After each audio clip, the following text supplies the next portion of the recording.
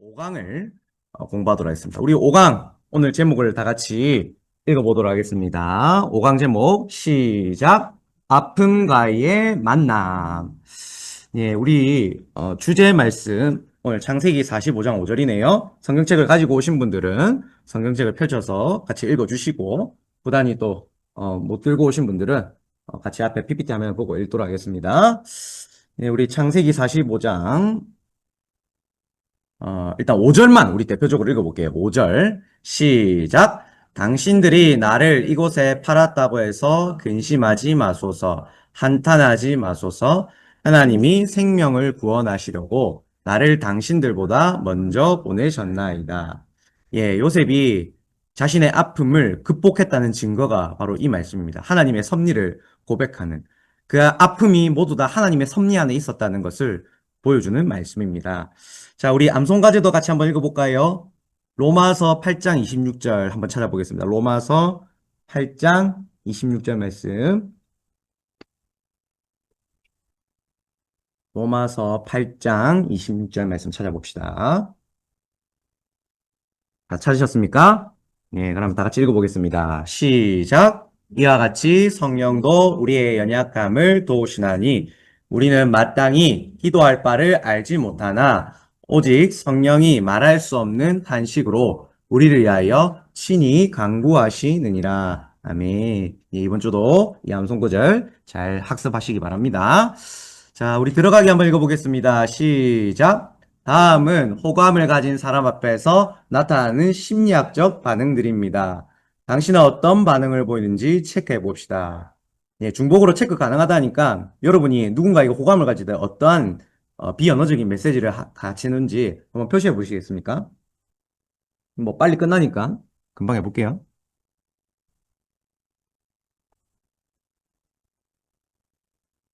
아셨습니까? 예. 보편적으로는 이제 눈을 마주치죠. 아이 컨택을 하죠. 그쵸? 호감이 있는 사람과는 눈 마주치는 것을 꺼려하지 않습니다. 그쵸? 좀 불편한 사람은 눈 마주치고 싶지도 않아요. 그쵸? 피하고 싶고. 그냥 고개를 내르고 네, 대화를 합니다. 집에서 흔히 볼 수 있죠. 부모님이 오늘 어떻게 지냈어? 이러면 아들, 딸이 컴퓨터 하거나 또는 뭐 화장을 하면서 그래. 어, 그냥 뭐 지냈어? 그냥 얼굴도 안 보고 대합니다. 그쵸? 예. 자, 이게 심리학적으로요, 무의식 속에 있는, 그러한 표현입니다. 무의식 속의 그 내면의 세계가 이 그대로 비언어적인 메시지로 나오는 것인데요. 이러한 것들이, 우리가 좀 기억할 필요가 있을 것 같아요. 방어 기제라는 것들이 있습니다. 이제 좀 있으면 이제 보게 될 텐데요. 이러한 것들이 다 비언어적인 메시지와 연결되거든요. 그래서 우리가 이제 탐구하기를 한번 볼 거예요. 자, 탐구하기 1번 읽어볼게요. 자, 탐구하기 1번. 네, 탐구하기. 예, 제가 맞네요. 번호를 잘못했구나. 예. 요거 3번이라 적혀있는데 1번입니다. 예, 다음 계속 읽어볼게요. 시작. 다음 그림은 무의식 세계가 의식의 세계에 얼마나 큰 영향을 미친지를 나타냅니다. 우리에게도 과거 경험한 사건으로 인해 무의식 중에 나타나는 행동이 있습니다. 나도 모르게 잠재되어 있는 무의식의 세계는 어떤 것이 있는지 찾아서 나누어 봅시다. 우리가 좀 이 부분에서 기억해야 될 좀 심리학자가 있는데 제가 좀 소개를 해드릴게요. 들어봤을 거예요. 지그문트 프로이트라는 사람이에요. 이 사람은 오스트리아 제국의 심리학자였고요. 정신분석학을 만든 정신분석학의 창시자, 아버지다입니다. 이 사람은 모든 이론을 이제 성적인 욕구, 리비도, 성적인 에너지와 관련하여서 설명했는데 나중에 이걸 또 우리가 개혁주의 신학적에서 이게 어떤 것들이 한계가 있는지 좀 비판을 하면서 생각해 보도록 하겠습니다. 프로이드는요, 인간의 그 이해하는 것을 좀 크게 두 가지로 생각을 했습니다. 하나는 정신적인 이해가 있고 하나는 성격적인 이해가 있어요. 먼저 첫 번째는 정신적인 이해입니다. 인간의 정신세계에 프로이드는 세 가지 측면이 있다고 얘기해요. 하나는 의식, 하나는 전의식, 또 다른 하나는 무의식 세계입니다. 여러분 빙산의 일각을 아시죠? 타이타닉호가 왜 큰 사고가 일어난지 아십니까? 그 빙산의 일각에 부딪혔거든요. 그래서 그 타이타닉호, 그 대단한 배가 무너졌습니다. 겉으로만 보고 방심하게 된 것이죠. 또 이것이 또 다인 줄 몰랐던 것이죠. 그러다 보니까 더 크게 사고가 몰아치는 게 된 것이고, 결국 그 사고로요, 많은 사람들이 인명이 앗아갔습니다. 자, 프로이트가 말하는 이 세 가지의 정신세계, 첫 번째, 의식이라는 것은 먼저 내가 보고 지각하고 있는 거예요. 그냥 바로 내가 인식이 되는 거죠. 내가 사고하고 계획하는 것들, 이런 단기 기억력들이 바로 이 의식 단계의 수준이다라고 보시면 됩니다. 자, 그렇다면 전의식은 무엇인가? 전의식은 약간 무의식의 부분 집합으로 개념에 속한다고 보시면 되는데요. 이 전의식은 우리가 미처 인식을 하지 못하면 우리가 알 수 없는 영역들이에요. 근데 미처 우리가 조금만 인식을 하면 주의를 기울이면 인식할 수 있는 그 영역들을 전의식이다라고 말합니다. 뭐 이를테면 우리의 신념, 우리의 습관들, 내가 왜 지금 이러한 행동을 하고 있지? 조금만 주의를 기울여서 생각해보면, 내가 평소에 이러한 마인드가 있었기 때문에 하는구나. 이게 바로 전의식입니다. 이런 것들은 장기 기억으로 머물러 있죠. 계속해서 오랫동안 반복해오니까 그러한 습관들은 장기 기억으로 남아 있습니다. 또 하나는 무엇일까요? 무의식이 있습니다. 무의식은 이거는 완전히 내가 지각하지 못하는, 자각하지 못하는 그러한 정신의 가장 깊은 부분. 뭐, 예를 들면, 몽유병, 이러한 것들이 쉽게 뭐, 무의식 속에서 나오는 것이죠. 갑자기 자다가 일어나서 냉장고를 간다. 그리고 냉장고에 서 물을 마신다. 예. 그러한 것들이 다 이러한 무의식의 단계에 해당되는 행동이다 보시면 됩니다. 특별히 이 프로이드라는 이 심리학자는 이 성적인 것과 많이 연관해서 무의식을 많이 풀어냈어요. 뭐, 폭력, 성적인 야망, 성적으로 수치스러운 경험들, 뭐 이러한 것들이 다 무의식 속에 내면에 있는 것이다라고 프로이드는 얘기합니다. 자, 그 다음에 프로이드는요, 인간을 이제 정신세계로 이제 좀 구분해서 이해했다면, 아까 방금 또 말씀드린 것처럼 또 다른 측면으로 또 인간을 이해한 것은 성격이에요, 성격. 자, 들어보셨을 거예요. 이제 프로이드는, 우리 인간의 성격은 크게 세 가지가 또 있는데, 하나는 슈퍼에고라 부르는 초자아가 있고, 또 하나는 자아, 에고라는 부분이 있고, 또 하나는 이드라는 부분이 있다. 원초아가 있다. 자, 그럼 초조아는 무엇이냐? 초자아는 쾌락이나 현실보다 더 큰 이상을 추구하는 것이에요. 뭐 도덕적인 그러한 심년들을 쫓는 것을 슈퍼에고다라고 보시면 됩니다. 그럼 자아는 뭐냐? 자아는 쾌락보다 현실적인 것을 더 고수하고, 그냥 말 그대로 MBTI를 따지면 T적인 사고예요. 나는 이상적인 것은 이렇게 나는 살고 싶은데 현실적으로는 그건 아니니까 지금 이대로 사는 게 맞아. 이게 자아인 거죠. 그러니까 초자아 속에서 자기를 현실을 중재하는 것이 우리의 자아적인 모습이다라고 보시면 됩니다. 보통 자아는 프로이드가 말하기를 아기가 태어난 지 6개월에서 8개월 만에 형성된다라고 말합니다. 자, 그리고 이드, 원초아는 뭐냐? 이것은 우리의 무의식 속에 있는 부분인데, 어, 출생할 때부터 인간이 가지고 있는 내면적인 그 동물적인 본능이다. 성급한 성격들, 뭐 비합리적인 부분들, 또 이기적인 부분들, 그런 모든 그 본능에 충실한 부분이 이드다, 원초하다. 우리의 성욕, 이런 리비도, 성적 에너지가 다 여기에 근본되어 있다, 깔려 있다는 거예요. 자, 정리하면요. 정신적으로 프로이드는 의식과 전의식, 무의식을 구분했습니다. 쉽게 얘기하면 예시를 들면 나는 지금 배고프다. 지금 내가 의식하고 있는 거죠. 현재 상태를. 자, 그러면 이제 전의식은 뭐냐? 어제 내가 뭐 먹은지 내가 문득 다 떠올리진 않지만 조금 더 집중해서 하면 어떻게 됩니까? 바로 떠올릴 수 있는 게 전의식입니다. 무의식은 뭐예요? 아무리 기억하려고 해도 떠오르지 않는 거예요. 이런 트라우마들이 너무 크게 당하면 떠오르지 않잖아요. 그렇죠? 엄청 무의식 속에 막 눌려서 막 꺼집어내기 싫어한단 말이에요. 자, 이러한 것들이 어릴 적 당했던 그런 폭력, 상처들, 꺼내기 싫은 그런 기억들이 바로 무의식의 한편이다. 자, 그 다음에 성격적인 구분, 이드. 자, 본능에 충실하면 돼. 이게 이드입니다. 내가 지금 하고 싶은 대로 살아가면 돼. 이거는 동물들이 하는 것이죠. 동물들이. 자, 그 다음에 자아는 뭡니까? 자아는 우리 인간이 동물들과 다르게 이 이들을, 이 원초아를, 이 본능을 조절하는 게 자아입니다. 안 돼. 내가 지금 뭐 여기서 내 하고 싶은 대로 하면 안 돼. 여기는 당연히 규율과 규칙이 있어. 이거에 맞게 내가 살아가야 돼. 이게 이제 현실을 파악하는 게 자아예요. 슈퍼에고는 뭐예요? 아, 그것을 이제 도덕적으로 구분하는 거죠. 이거는 아니야. 이건 잘못돼서 그릇된 것이야. 내가 이렇게 살아가면 안 돼. 나는 미래적으로 우리나라는 이렇게 돼서는 안 돼. 뭐 이러한 것들이 초자아적인 부분이다라고 보시면 됩니다. 자, 정리하면 이드라는 것은 우리의 의식편에는 없고 전의식편에는 없습니다. 그러나 이드, 본능에 충실하는 것은 완전히 무의식 속에 깔려있는 그러한 영역이고요. 자아에고는 의식적인 측면에도 있고 전의식 측면에도 있고 또 무의식 측면에도 있습니다. 동일하게 또 초자도 마찬가지입니다. 초자도 의식과 전의식과 무의식 편에 여러 편에 속해져 있습니다. 자, 요거를 좀 기억하시고요. 자, 이거를 이제 우리가 개혁주의 신학적 관점에서 좀 어떻게 우리가 이해를 할 수 있을까? 프로이드는 인간을 본능으로 이해하고 그 다음에 인간을 성격적으로만 이해하고 성경적으로 그리스도 안에서 이해하는 그러한 모습이 없습니다. 그러니까 어떻게 됩니까? 인간을 이해할 때에 하나님의 형상이라는 개념이 전혀 없죠. 그렇죠? 그리고 죄가 뭡니까?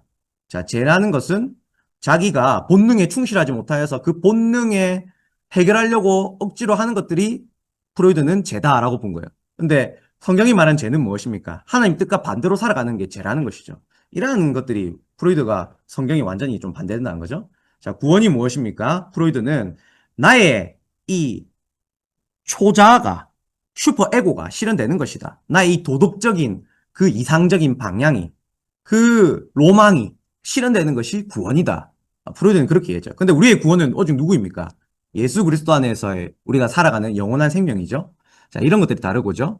자, 그리고 프로이드는 종교를 뭐라고 합니까? 인간이 만들어낸 한영이다. 투사다. 인간이 약하니까, 연약하니까 그게 만들어낸 게 종교다라는 것이죠. 자, 그러나 기독교가 말하는 종교가 무엇입니까? 인간이 만들어낸 것이 아니야. 그것은 본래 하나님이 우리에게 주시는 계시다. 응답이다. 하나님이 직접 말씀하신 것이다. 태초부터 있었던 하나님의 말씀이 그게 종교다. 그렇게 말하죠. 자, 그리고 프로이드는 본성은 오직 우리의 쾌락에만 놓여 있다라고 말하면 우리가 말하는 성경이 말하는 개혁주의 신학에서 본성은 무엇입니까? 오직 우리는 여호와를 기뻐하고 즐거워하고 영원토록 그를 즐거워하는 것. 소유리문답 일문일답이 우리가 따라야 될 본성인 것이죠. 자, 결론적으로 말하면 심리학적으로 좀 유용하게 프로이드에 대한 이 정신분석 이론 이런 것들은 좀 어느 정도 이용 가치는 있어요. 그런데 이 하나님을 배제한 이란 인간 이해는 우리가 주의해야 된다. 그러니 신학적으로는 좀 위험하다라는 것입니다. 자, 무엇보다도 인간에 대한 이해가 창조와 타락과 구속이라는 전체적인 거시적인 이 관점에서는 우리가 따를 수 없는 그런 어려운 부분들이 요소가 많다. 자, 그래서 우리는 이러한 부분들을 좀 구분하면서 프로이드의 이론을 어느 정도 우리가 이해할 수 있는 부분만 취하고 따를 수 없는 부분들은 가감히 배격해야 합니다. 자, 예를 들면 뭐 방어기제 같은 경우에는 정말 무의식 속에서의 상처받은 그런 과거의 억압들이 있기 때문에 그것은 우리가 좀 어느 정도 우리가 받아들일 수 있는 이론이에요. 그러나 슈퍼에고나 뭐 이러한 부분들에 있어서 또 이드 부분에 있어서 또 인간의 본성 오직 성욕을 해결하는 욕구만 달려 있다. 이런 것들은 우리가 배격해야 하는 거죠. 우리가 성욕으로만 살아가는 존재가 아닌 것이죠. 인간은 오직 하나님께 예배를 드리기 위한 존재로 지음받은 것이라는 그 목적, 이런 것들이 좀 우리가 구별된다. 그래서 심리학을 무조건 우리가 또 따르는 것은 안 좋지만 또 심리학을 또 완전히 또 배격해서 안 되는, 또 심리학을 적절히 또 하나님이 주신 일반 은총이기 때문에 우리가 구분할 건 구분하고 취할 수 있는 것은 취해야 된다. 요게 요지인데요.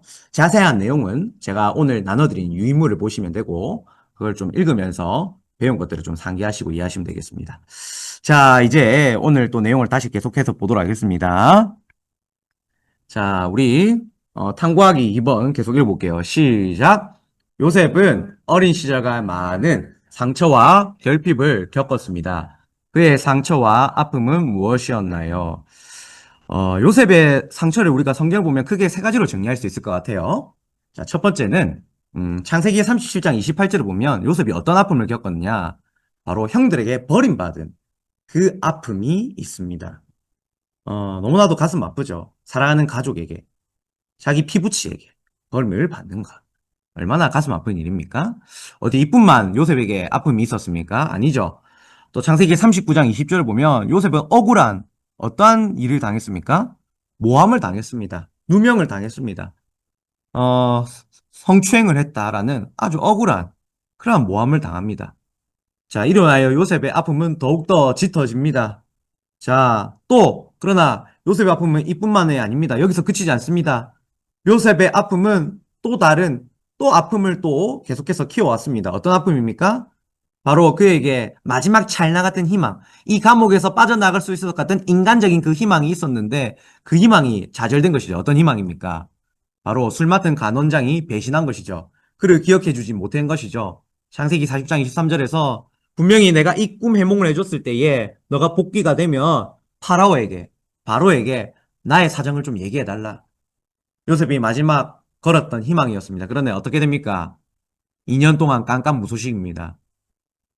아무것도 들리지 않고 요셉은 다시금 그 깊은 수렁텅이에 놓여 있게 되었습니다. 자, 이러한 것들이 프로이드가 말하는 요셉이 이 무의식 속에서 상처가 과거에 이런 것들이 이제 다 트라우마로 정립이 된 것이죠. 자, 그러니 요셉은 참 어찌 보면 이러한 상처로서 방어 기제를 드러내면서 하나님의 사람으로 더 이상 살아갈 수 없을 것처럼 그런 불가능한 모습으로 우리는 이해가 또 될 수 있을 것 같습니다. 그러나 요셉은요, 4번을 볼까요? 이러한 무의식, 이러한 프리도가 말하는 그 무의식 속에 쌓였던 그 상처들을 요셉은 어떻게 합니까? 성숙한 신앙으로 극복하는 모습이 나옵니다. 그 극복한 모습에 증거하는 구절, 창세기 50장 19절에서 20절 말씀을 읽어보겠습니다. 시작! 요셉이 그들에게 이르되 두려워하지 마소서 내가 하나님을 대신하리까 선으로 바꾸사 오늘과 같이 많은 백성의 생명을 구원하게 하시려 하셨나니. 아멘. 이 말씀을 보면 요셉이 선하신 하나님을 온전히 신뢰하고 있다. 이 하나님을 신뢰하는 마음으로 그는 그 성숙한 자세의 신앙으로서 그 무의식 속에 과거에 그 내재되어 있던 그 모든 그 상처들을 어떻게 합니까? 극복할 수 있었습니다. 자, 여러분, 이러한 모습들이 요셉의 모습만 아니라 우리도 이렇게 되기를 바랍니다. 우리도 과거에 많은 상처들이 있지 않습니까? 그러한 상처들이 어, 우리가 또 심리학적으로 무조건 좀 도움을 받아서 또 극복해야 될 부분이 있지만 또 심리학이 다 해결해 주지 못하는 상담이 다 해결할 수 없는 그런 영적으로 치료해야 될 부분이 있어요. 그러한 것들은 당연히 하나님께 우리가 나아가야 됩니다. 하나님께 나아가 많이 울고 기도하셔야 되고요. 그 아픔이 기도하면서 하나님께서 그 아픔을 상처해 주시는 그 순간들을 잠잠히 바라보면서 그 하나님을 신뢰하는 그 믿음이 온전히 탁 접붙여져 가지고 우리의 상처가 회복돼야 합니다. 이러한 일련의 과정들을 우리가 다 갖춰야 되는데요. 자, 첫 번째, 그러한 일련의 과정들 우리가 확신하기 위해서는 우리가 어떻게 반드시 하나님에 대해서 인식을 해야 되는가? 자, 탐구하기를 보면 우리가 선하신 하나님을 믿기 위해서 반드시 선행돼야 될 두 가지의 일을 우리가 기억해라라고 말합니다. 자, 로마서 8장 28절 말씀 한번 읽어볼까요? 시작. 우리가 알거니와 하나님을 사랑하시는 자, 곧 그의 뜻대로 부르심을 받은 자들에게는 모든 것이 합력하여 선을 이루느니라. 자, 첫 번째는 우리가 하나님의 사랑을 확실히 깨달아야지 그 하나님이 선하시다는 것을 아는 것이죠. 하나님의 사랑을, 그 변함없으신 그리스도를 내어주셔서 그 사랑을 확증하신 그 하나님의 사랑을 우리가 인식해야 합니다. 그렇지 않으면 하나님이 선하시다는 것을 우리가 깨닫지 못하는 것이죠. 두 번째는 무엇입니까? 우리가 하나님이 우리를 확실히 부르셨다. 성도의 견인, 우리 지난주에 배운 거 기억하시기 바랍니다. 어, 많은 사람들이 이 견인을 자동차가 끄는 그 견인으로 이해하시는데 한자가 다릅니다. 성도의 견인은 오래 참는 걸 견인이라고 합니다. 다시 말해 견인이라는 것은 하나님 안에서 우리의 신앙생활 가운데 찾아오는 그 모든 시련과 유혹들을 주님 안에서 계속해서 버텨나가는 것이 견인이에요. 하나님이 그렇게 버티게 해주시거든요. 그게 견인인데 바로 그 견인이 부르심에 대한 확신이라고 다르게 말할 수가 있습니다. 우리가 부르심의 확신이 있으면 우리의 구원이 변하지 않는다는 것을 확신이 있다면 우리는 견인이 되는 것이죠. 오래 참을 수가 있는 것이죠.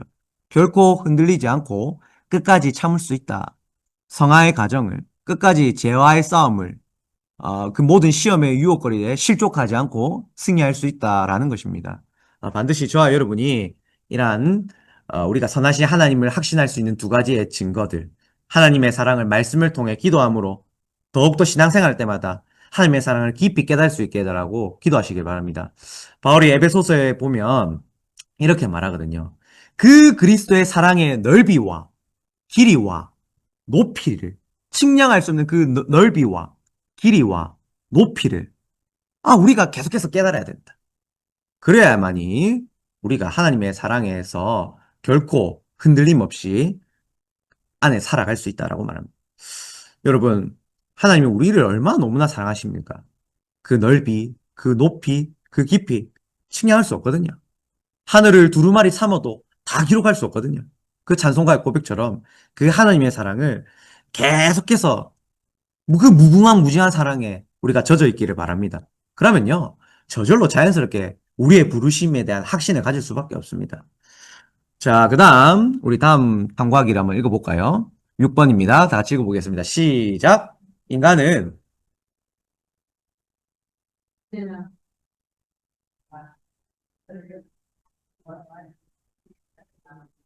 둘째는 기억의 스트레스입니다. 이 스트레스는 환경이 바뀌어도 계속 따라오게 됩니다. 사단은 과거 일들을 계속 기억나게 해서 인간을 무기력하게 만듭니다. 기억의 스트레스에서 해방될 수 있는 힘은 무엇인가요? 예, 여러분, 우리가 크게 두 가지 스트레스를 방금 읽은 것처럼 봤습니다. 상황, 그 다음에 환경, 기억, 기억에 대해서 스트레스를 받는데요. 자, 이러한 스트레스를 우리가 어떻게 해결할 수 있을 것인가? 성경은 그 솔루션을 제공합니다. 우리 앞에 있는 로마서와 골로새서 말씀 한번 읽어볼까요? 자, 우리 먼저 로마서 8장 26절 말씀 읽어보겠습니다. 시작! 이와 같이 성령도 우리의 연약함을 도우시나니 우리는 마땅히 기도할 바를 알지 못하나 오직 성령이 말할 수 없는 탄식으로 우리를 위하여 친히 간구하시느니라. 아멘. 예, 로마서에 바울이 말한 거에 따르면 이러한 상황의 스트레스, 기억의 스트레스, 인간이 다 해결할 수 없기 때문에 성령의 도우심을 구해야 한다라고 말합니다.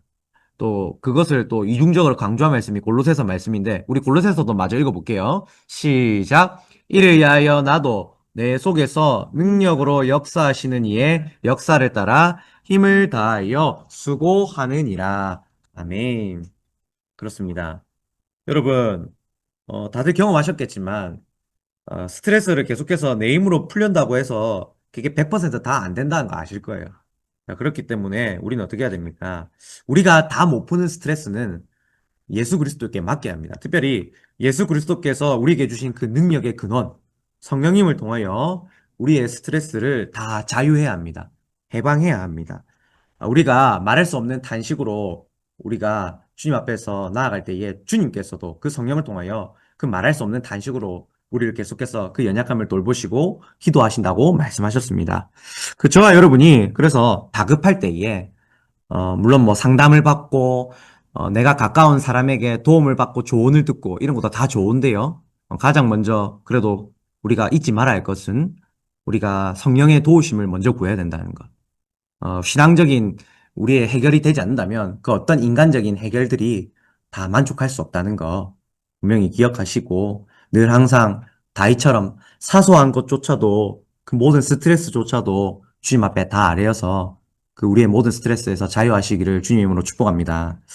자, 우리 그다음 우리 7번을 한번 읽어보겠습니다. 7번. 7번 한번 읽어볼까요? 시작. 상처는 개인적인 문제가 아니라 공동체적인 과제입니다. 상처는 공동체적 영성으로 치료해야 합니다. 하나님께서 주신 공동체적인 해결 방법은 무엇인가요? 예, 하나님께서 이 상처를 해결할 수 있는 방안을 공동체를 통해 해결해라고 주셨는데요. 자, 크게 두 가지가 있습니다. 자, 첫 번째는요. 가장 가까운 공동체가 어디입니까? 가족이죠. 가족. 가족 간에 우리가 먼저 공동체가 화해가 되어야 합니다. 자, 오늘 우리가 읽었던 창세기 주제의 말씀에도 나와 있지 않습니까? 요셉이 형들을 용서하는 그 장면. 다시 한번 더 읽어볼까요?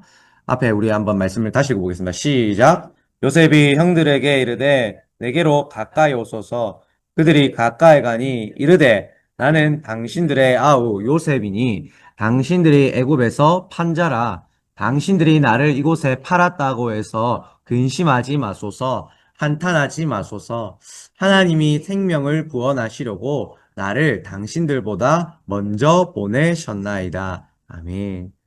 예. 사랑하는 성도 여러분, 우리가 가장 가까운 공동체, 이 가족 간의 스트레스를 먼저 화해하고 문제를 풀어야 합니다.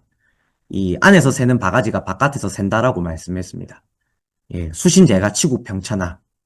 예, 가정을 잘 닦아야 나라가 서고, 나라가 잘 서야 이 세계가 바르게 섭니다. 그러니까 가장 먼저 기초인 가정을 잘 다스려야 하는 것이죠. 자, 그래서 우리가 직분자를 뽑을 때 그 직분자의 자격이 뭡니까? 가정을 잘 다스리는 자. 목사도 그렇고, 장로도 그렇고, 집사도 그렇고, 한 아내의 남편으로서 또는 또 아내로서 그 가정을 잘 케어하고 있는가? 그것을 보시죠. 이 가정을 잘 못 다스리는 자가 어떻게 교회를 다스릴 수 있는가? 그쵸? 가정을 다스릴 줄 모르면 교회의 일을 맡길 수가 없습니다. 그쵸? 그래서 우리는 가정에서 먼저 하해가 되어 있는 자, 가정의 평화로 서 있는 자, 이 사람을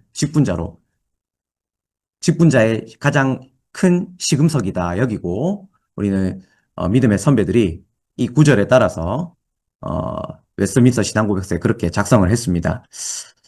저와 여러분이 가정의 그 스트레스, 그 문제를 가장 먼저 해결하시기 바랍니다. 예, 전에도 말씀드렸지만 우리가 하나님 앞에서 죄를 지으면 이 이웃 간의 관계, 이 수평적인 관계가 무너지는데 가장 먼저 무너지는 것이 가족 간의 관계거든요. 가족 간의 관계가 원만하지 않으면 어, 다른 일들이 수월하게 돌아가지가 않습니다.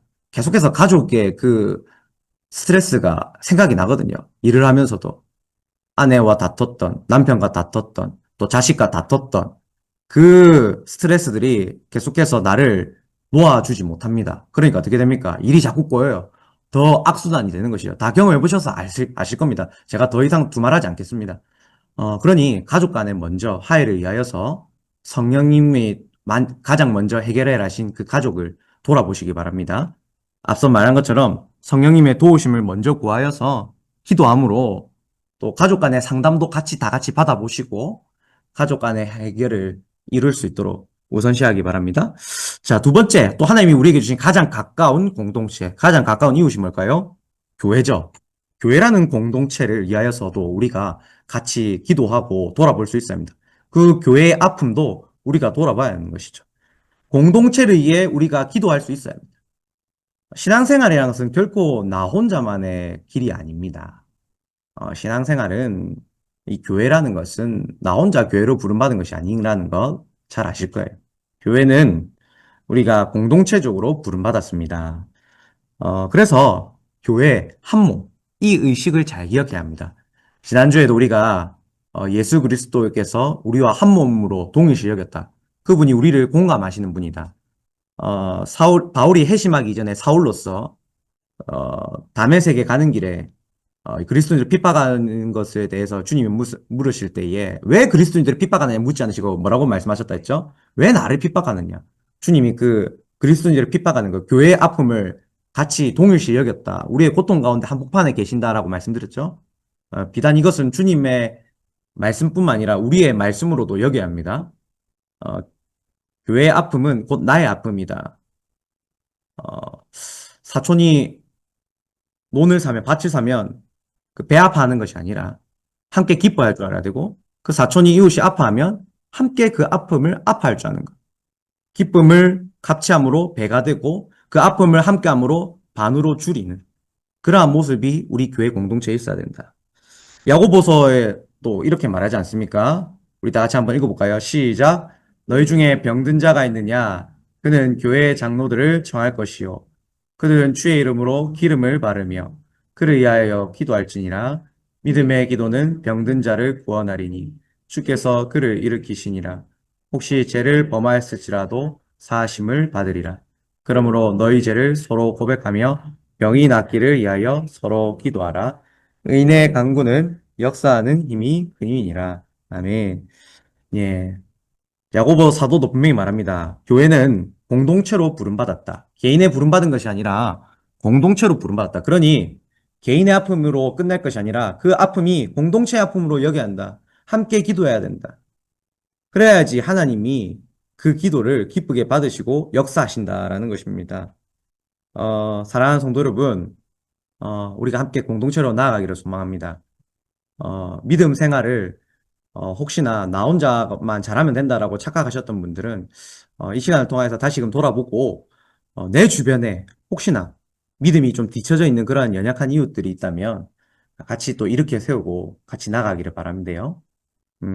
신앙생활은 항상 이 여러 가지 그 변수들이 있는데 우리가 그 변수들 중에 하나가 이 공동체가 이게 같이 죄를 지을 때는 걷잡을 수 없이 이게 신앙생활이 많이 무너집니다. 그 대표적인 게 그 아간의 그 범죄 기억하시죠? 아간이 범죄했는데 아간만 처리되는 것이 아니라 이 여리고성의 그 공동체의 그 전리품을 그 먹은 것들이 결국에는 아이성 전투의 패배로 이어지지 않습니까? 공동체의 아픔으로 이렇게 연결되거든요. 자, 그러니까 우리는 이걸 교훈으로 삼아서 항상 신앙생활은 우리가 공동체적으로 우리 안에 그 신앙의 연약한 자들이 함께 그 나약함이 그, 그 실족함이 다른 사람에게 계속해서 바이러스로 퍼져나가지 못하도록 우리가 미리 좀 차단을 해야 되는 거죠. 그런 부정적인 생각들이 퍼질 수도 있거든요. 그런 불평과 불만, 그 실족하고 환경을 탓하고 신앙이 뒤처져 있는 성도들이 계속해서 그런 소리들이 나오면 자꾸 다른 사람들이 들을 때마다 그런가 보다 하고 막 계속 카드라 통신으로 타면서 자꾸 번지거든요. 뭐다 경험해 보셔도 아실 테요. 그래서 우리는 공동체적으로 돌아보면서 그 잘못 이해하고 오해하고 있는 그 신앙들을 바르게 도와주고 고쳐주고 기도하고 다시 원래대로 돌아올 수 있도록 함께 해야 되는 거죠. 자, 이를 위하여서 저와 여러분이 기도해야 합니다. 가장 먼저 앞장서서 기도해야 되고요.